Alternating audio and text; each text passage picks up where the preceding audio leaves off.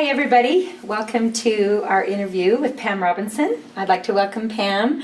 Pam Robinson is not only a good friend of ours, but she's also the director and owner of the Institute of Healing Arts. And she runs a year-long emotional health education course for those who want to not only turn their lives around, but possibly help others and helping their life as well. So she's also an author. She's written some wonderful books about emotional healing for children and for adults. And I just really love her work, and I want more people to understand it. So welcome, Pam. Thank you. Thank you so much. I'm glad to be here. Thank you. Just by way of introduction, I just want to let people know how I met Pam. We were struggling with a daughter who had been severely abused. When she was 8 or 9 years old, she hadn't told us about the abuse, but for 5 years we just saw her life start to go like this.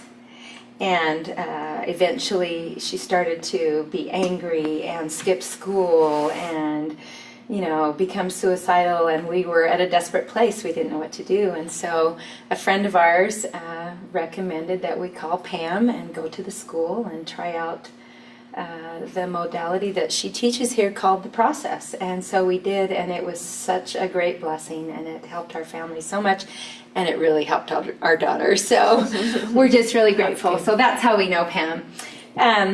But before we introduce what Pam does here at the school and what she teaches, I would really like to have everybody understand a little bit about your story, Pam, and how you know, what you were going through in your life and what led you to this point where you created a school and the process. So maybe you could tell us the challenges you were facing. Sure, I'd love to.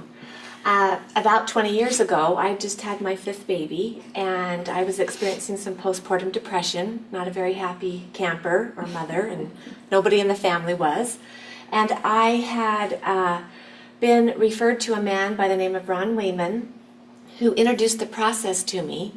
And when I went to see him for the first time, I was very skeptical. I didn't really think that he could do much to help me. But as we got into this technique, I realized that it had a lot of power. He identified that I was blocked at 13 months old, and that I had trapped emotions there that were affecting me physically and emotionally. And as we explored 13 months old, we came to understand that that was the exact time that I'd been in a car accident and had 110 stitches put in my face. Wow. And we worked on the emotions that were stored around that event.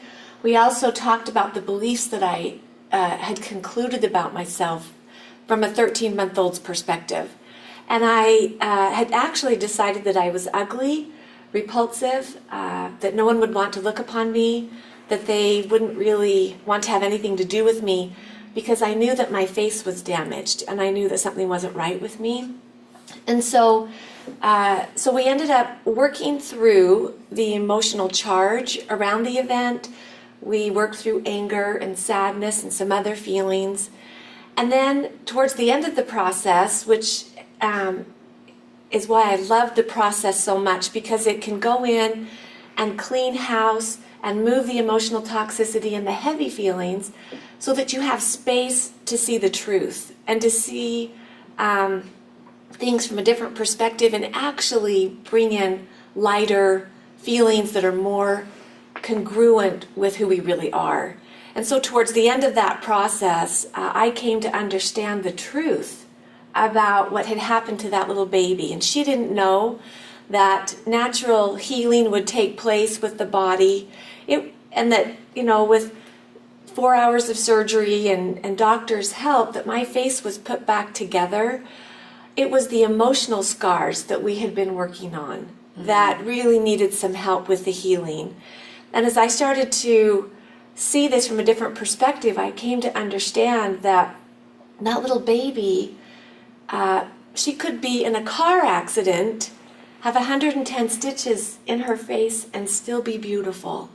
And I hadn't caught up emotionally to where my body had gone physically. And so it was a great relief. My whole life changed in that process. It was life-changing. I was never the same after that. And I remember sitting across from Ron Wayman and asked him specifically, how can I learn how to do this? I want to learn how to do this particular technique because I felt so liberated. And so in that story of what happened to me, what grew out of that is an opportunity to help share this technique with others. I mentored under him for 3 years and in the end developed a curriculum where we can teach people how to use that technique. And it's really a certification course. It's a 645-hour certification course where people can come and learn how to use this specific technique and develop a certain skill set so they can facilitate others in helping them with this particular technique. That's an amazing story, Pam. And I remember the story that you just talked about is in your book, and it's obviously in more detail than what you just gave us. And so, but I remember that you had physical symptoms going on that created pain, and sometimes physical symptoms are a direct result of emotional beliefs, negative beliefs, or trapped emotions that we carry about ourselves. Can you describe maybe a physical symptom you were having that was creating some of this pain? Sure. So I suffered quite a bit from some severe headaches early on in my childhood and as I was growing up. A lot of TMJ, which is a lot of headaches with jaw problems because of my face, the facial injuries. A lot of stomach aches because the neck and the stomach are very much connected. Leg aches, and a lot of emotional drama. There's the physical pain of things, and then there's also the emotional immaturity. Because when you have trauma at an early age, when things don't quite go your way, I responded to everything at a 13-month-old age, and which is throwing a major tantrum. And you can't really do that in life and as a mother. And my behavior changed because I continued to work and do this particular process. Also, my physical symptoms changed. My headaches lessened. A lot of the physical pain that we experience are actually messages from the body and the subconscious indicating that something's still not right, and that if we, with a little bit of investigation, we can see how it's linked to emotional issues that are unresolved. And again, the pain is just an indicator. It's information. We spend billions of dollars in our community to numb pain.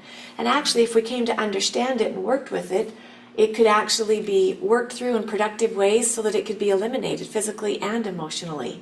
So the process helps in a lot of different ways, and it helped me with emotional maturity and my behaviors, the way that I parented, and it really helped me with the physical pain that I was experiencing. I don't live in that pain now, and I'm so grateful, so grateful for the process with that. That's awesome. In fact, that reminds me of an experience I had, Pam, and I don't know if I shared this with you, but I sing. I currently sing with Mormon Tabernacle Choir. I majored in music education, choral education at BYU, and singing is a really important part of my life. Well, there was a period of 6 or 7 months where I had laryngitis, and I couldn't sing, and I was devastated because that was something that was so wonderful to me. And after going to 3 or 4 different doctors and trying different medicines, I came to the place where I thought, I wonder if this is emotional. And I began to work with some people to release some trapped energy in my vocal cords. And what I found was that there was a lot of anger inside my vocal cords and in my voice and in my throat from an experience I had had with one of my sons. I was mad at God because he gave me more work than I could handle. And I was mad at life because I didn't know what to do to help him. And I just remember being so angry. And as we released that anger, I saw a major shift in my voice, and all of a sudden I was able to sing again. And so there's truth in that. When we experience physical pain, what our bodies are really telling us is that there's a problem here. Let's work on it. Let's see if we can work you through it. Sure. It's information for us is basically what it is. And I love that. And I love that the process is threefold. It works with the mind, the body, and the spirit. Yeah. And the other thing is that it works with energy. So what happens with the process is that through using guided visualization, NLP, which is neuro-linguistic programming, chakra work, and speak out feelings and role playing, the process is a lot of techniques organized together that help create powerful results. And as you do visualization and actually address certain pain in the body, or pain that the body's remembered, from the past, and we address it in appropriate ways and in productive ways, it tends to release and move forward, and it leaves again that space for healing to happen, for forgiveness, for new energy flow through the body so that it can heal itself. And I love the process for that reason. Which brings me to the next question, like, what is the process? And I know you teach everybody for a full year how to do it, what it is, so I know it's really hard to explain in a few minutes. Sure. But I want to, first of all, say what it isn't. That, Sure. We're really not psychologists or trained professionals, but what we're trying to do is, I'll let you explain that, what it isn't, and then maybe just a quick kind of synopsis about what it is we do and how do we find out where that trapped energy is, and maybe an example of Sure. what you do. That's great. Okay, so yes, we are not trained psychologists or psychiatrists. We don't claim to be. But we want to be in support of those that have done counseling and have worked so hard on their issues. And so we see ourselves as a supportive role in helping people address issues and increase their emotional IQ and increase better emotional health. We all have a responsibility to take care of our emotions. And if we're angry and pouty and whining and bitter, we have an opportunity, really a responsibility, to clean up our emotional garbage. The second book that I wrote is called Emotional Liberty, and it's actually about decluttering the emotional negativity that we carry around with us. And that emotional negativity is contagious. When you've been around somebody that's negative, and then all of a sudden you walk away from them and you're feeling yucky, it's like a cold. And we want to build our emotional immune system and make sure that we are strong and capable and know that we're able to maintain our joy and our state of love and happiness, and not be so affected by the negativity in the world and the things that others are experiencing. Right. So the process helps us in some ways to clear old negativity from past trauma that we've had, and also any current negativity that we might have sponged or absorbed from other people that's really not ours, that wasn't ours to begin with. We just happened to be absorbing it. And so with the process, we do use muscle testing to identify ages from the past where there might be an emotional charge. And then we work, it's basically a 4-step process, basically gathering information, speaking out the negativity, a transition point where we do a clearing and release negative emotions and replace it with the positive, and then we do the role play at the very end, where forgiveness, compassion, understanding can come forward and help the heart to heal. And I know that as I was working through my accident, I was angry, and I had a lot of anger, and head trauma also brings forward a lot of anger. So in my life, I personally got into this work because I didn't know what to do with my anger. And I noticed that in my parenting, it was coming out of my children. And as I started to work on these different processes, I noticed that as I went into the age where the anger originated and worked on anger, that pretty soon my anger in present time was less and less and less.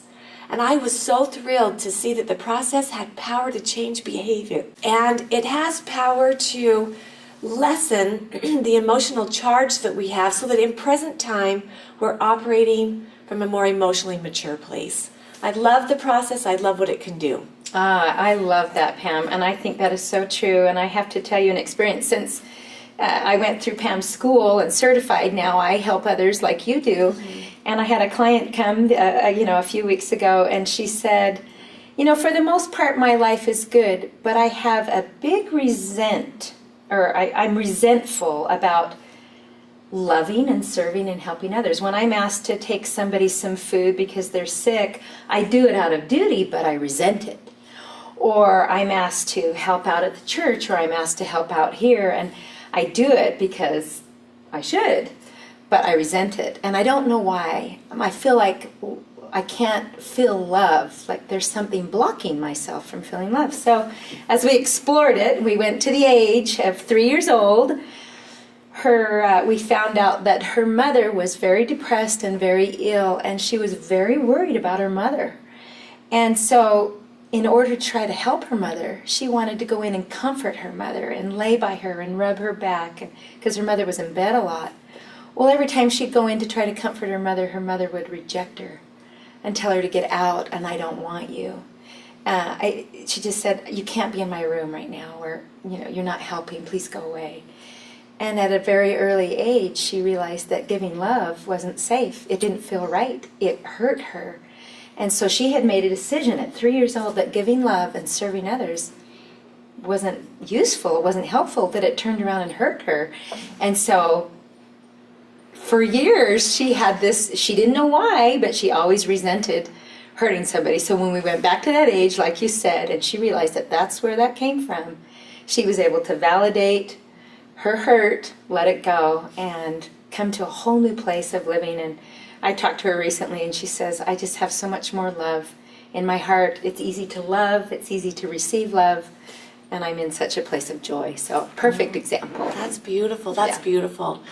The most amazing thing with the process is that it can take whatever emotional equation the person has, as far as an issue or a belief system, or where they're blocked in giving and receiving love, whether it's from abuse, a car accident, or a message that a mother sent that she didn't realize the daughter was going to interpret it that way.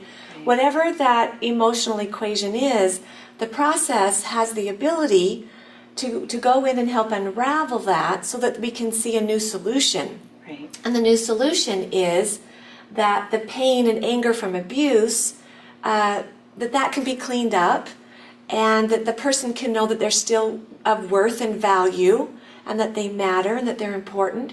Or from my accident, the truth that can come forward is that I'm beautiful, even though I experienced trauma during that time. Or this woman, that she can understand that giving love can be safe. And so every time we approach an issue with the process, no matter what is going on currently for that person, we can usually find a link to the past where that belief system originated. And the thing that brings power to the process is that when you go to the age of origination, when the belief originated, that's when we have power to work with it. It's really hard to go in and delete that old belief and reprogram a truth if we're not in the time frame that it happened, with the pain that came from that misperception. And then, of course, when that emotional equation is resolved, then there is a solution on the other side, or truth is brought forward. And so when we work with the process, it has the capacity to work with a broad spectrum of issues, basically because we're working on belief systems.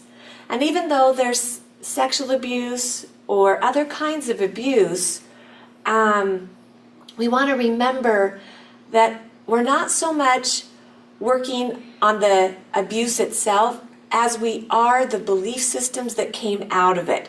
That's what the process addresses. And we're not psychoanalyzing or trying to do anything with psychology in that part, but we are looking for belief systems, which then gives that person an opportunity to become aware of those belief systems, and then the power to re-choose how they want to look at that experience and how they want to feel about it. And that's where the power of the process comes from. And I would have to agree with that. That is so wonderful. I know that with my two daughters who had experienced and come here, they both had very negative beliefs about their experiences. One had decided that she didn't like her parents, us, because we didn't protect her. I mean, in her own 8-year-old little mind, that's Sure. the only thing she could come up with. Or that God, well, I don't believe in God. He didn't protect me, so, or, Sure. you know, all these beliefs that came out of that experience. And seeing her come to you and have you do the technique of the process with her and really analyze and go back to that age and see, was it really this, or could it have been this, or having her really think about a new idea, shift a paradigm a little bit, was very liberating to her, and I love that. That's good. And now I want to ask you, so how do you, really briefly, you say we use muscle response testing to find the age and the emotion that's trapped or that we need to release.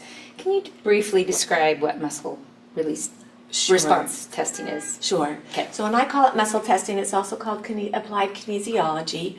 It's a way to communicate with the body using different ways to approach muscle response and just understanding that the body is a conduit of truth. It's intelligent. There's a part of us that is our conscious mind, and there's a part of us that is our subconscious mind that actually runs a lot of the information that's going on with the body. So muscle testing helps us access the subconscious mind, the part of us that stores long-term memory, that has that remembers every place we've ever been and every experience we've ever had. And even though short-term memory, it's not that part of our job, it's not that part of our short-term memory to remember that, it is stored in the hard drive.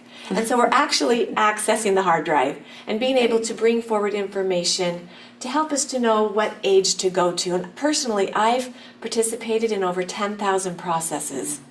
And I've seen us go to all kinds of different ages and different experiences and different conclusions that people have drawn about themselves that were from a little child's ego that didn't fully understand what was going on and what was meant with certain things. And we've been able to help bring clarity and truth and help liberate us from our own self-defeating belief systems that we put on ourselves.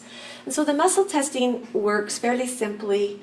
The process isn't all about muscle testing. We just use muscle testing to identify an age and then to work with the emotion points that are part of the process. Okay. Excellent, yes. And that's, I think I have to say that I was a little bit skeptical when I first came, because I thought muscle testing, years ago I heard about it and someone did it to me and I didn't feel like they did it correctly. So I was a little skeptical, but when I came to the school and you taught very clearly what muscle testing isn't, and it should never be used for this or this, but only to help us identify really where the age of decision occurred. And when I realized that that's what it was for, I began to trust it, and it began to really help facilitate the process. It helps us get to the root of the issue much quicker when we know exactly where to go. So I agree. And I don't propose that we use muscle testing to predict the future, to win the lottery, to find your keys. It tends to be used sometimes, maybe without some of the respect that I hold for it. I view it as an instrument or a gift or a tool, and that can help us gather information. And you know, the polygraph test, we even have technology that can show a loss of energy with the body when we make a statement that's not true. And even though the polygraph test it's not a perfect science, it can be very, very accurate. And same with muscle testing. Muscle testing has a room in there for like a 1% variable, where someone could override the muscle testing or the polygraph test.